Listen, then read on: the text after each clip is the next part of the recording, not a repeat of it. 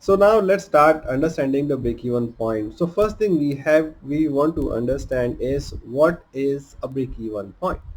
Break-even point is the point where or at which revenues and the cost are equal, means the business is not making any profit or not making any kind of losses as well.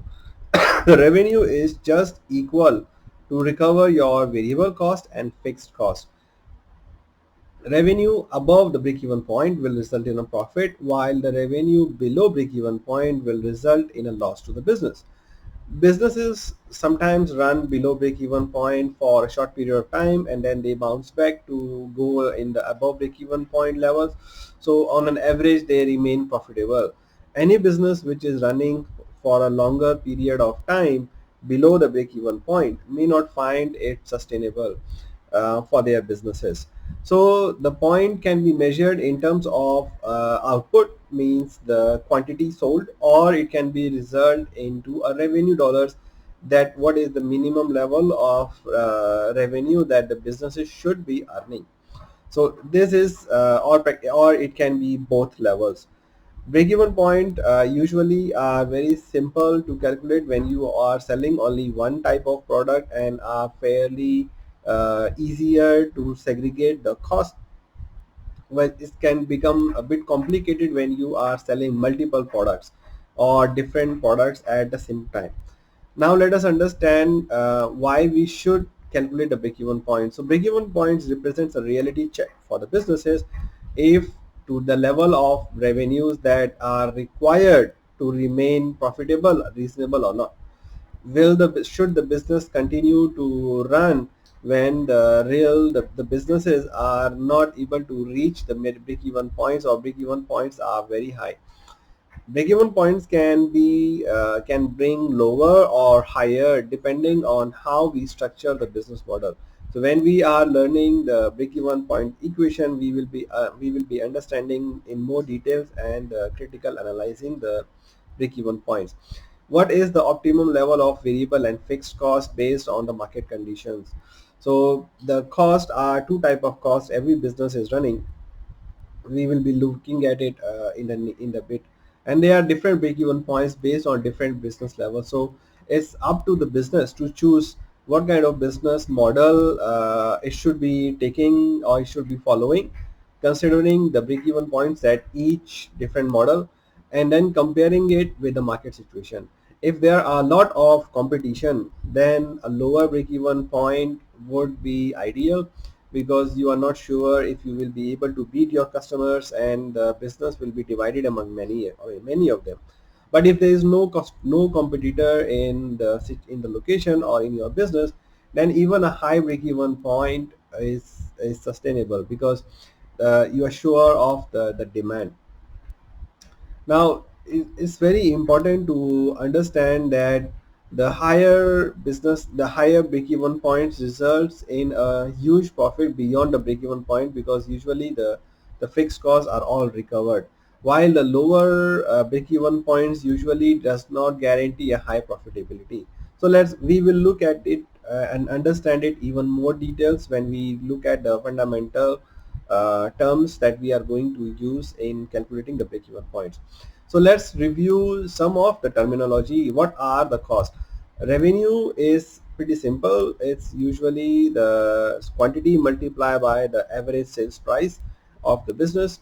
If there are multiple products, then you just combine them into the individual sales price and you will calculate the revenue. So revenue is pretty simple.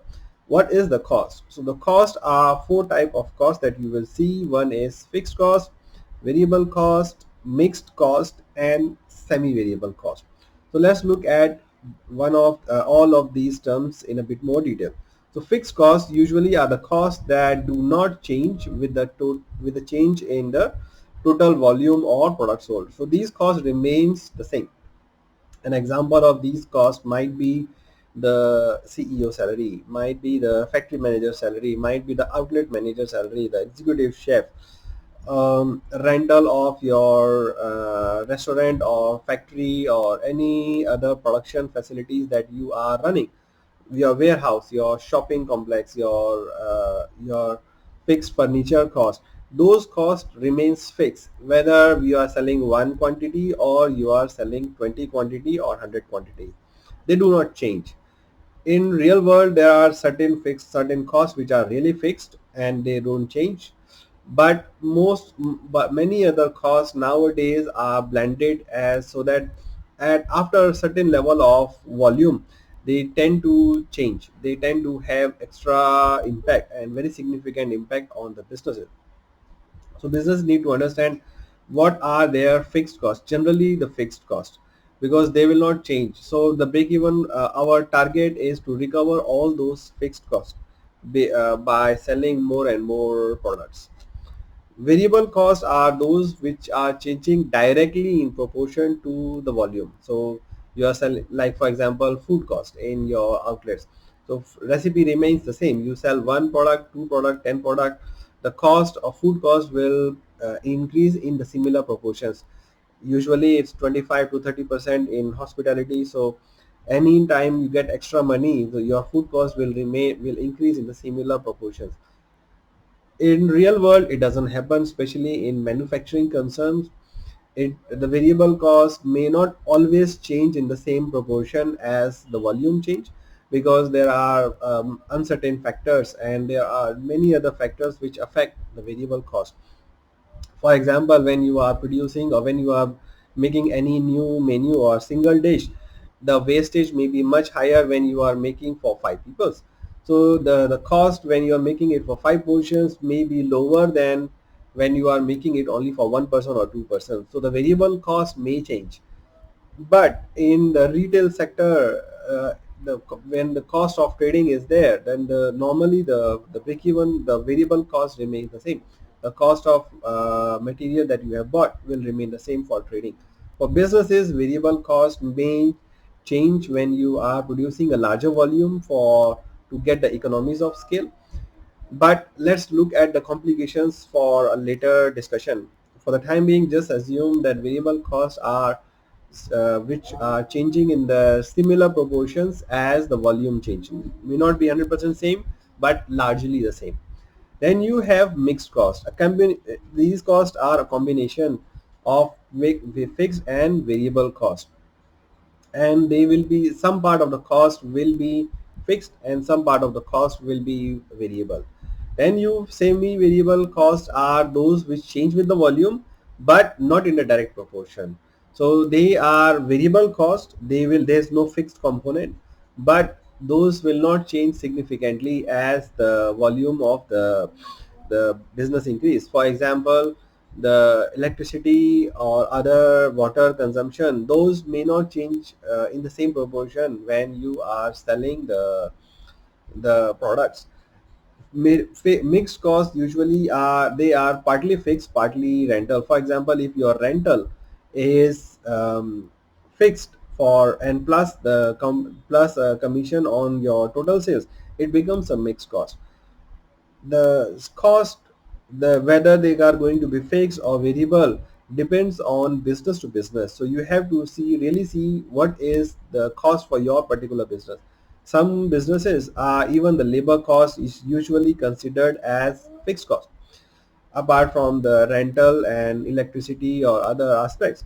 But some businesses make variable cost also, some businesses make labor cost also a variable cost by putting by tying it together as a commission to the volume generated. For example, also like spa.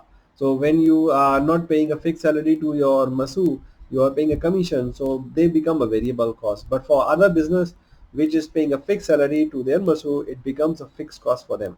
So the break-even point for both will be different. When you have high variable cost, your break-even point will be very high, and when you have high variable cost, then and low fixed cost, your break-even point will be low. But when you have high fixed cost, low variable cost, your break-even point may be higher. So you have to take a choice between the model and the combination of how much should be the fixed cost, how much should be the variable cost. We will be learning that in a bit, how to make those kind of decisions. So let's identify the assumptions that are taken into account when we are discussing the break-even point from a simple break-even equation. In a simple break-even equation, we are selling only one product and services, and we are able to clearly segregate the variable cost and also the fixed cost. So there is no confusion. There are not many mixed costs or semi-variable costs. Variable costs are 100% linear to the per unit basis, means they change as we are changing the revenue. In real life, all the three assumptions may not be true to your business. You may have multiple products to sell. You may not be able to clearly segregate the fixed and variable cost. Even the variable cost may not change in the direct proportion to the revenue. However, to make it simplify, we let's understand first with the simple assumption, and then we will see how the complications can be put into the equation later on. So when you are analyzing the multiple products, you just have to take a weighted average for to make it simpler. Okay. Now let us see what is the break-even point equation. Usual as a normal business, we know that revenue minus cost is equal to the profit. And also we know the break-even point is where the profit becomes zero, means the variable cost, the profit will be zero, so revenue will be equal to the cost. Now, cost can be divided into two parts, variable cost and fixed cost. So the equation becomes revenue minus variable cost minus fixed cost equals to the profit. So since we know break-even point is where profit is equal to zero, so the revenue minus variable cost minus fixed cost equal to zero. On the other way, we can also say revenue will be equal to the variable cost plus the fixed cost. Now variable revenue and variable cost we can rewrite as number of units sold multiplied by selling price. Variable cost as units sold multiplied by the variable cost per unit. If we put this into the equation and rearrange the equation a bit, you will see this equation, which is units sold multiplied by selling price minus variable cost, which is also called contribution margin, equals to the fixed cost. So the number of units sold will become fixed cost divided by contribution margin. So that is the equation of break-even point. The basic equation is the break-even point will be equal to the fixed cost divided by the contribution margin that you are able to generate from each extra sale. Now we are, as we said, we are assuming that the extra sale will generate the same profit when you are selling one extra equipment or two extra items.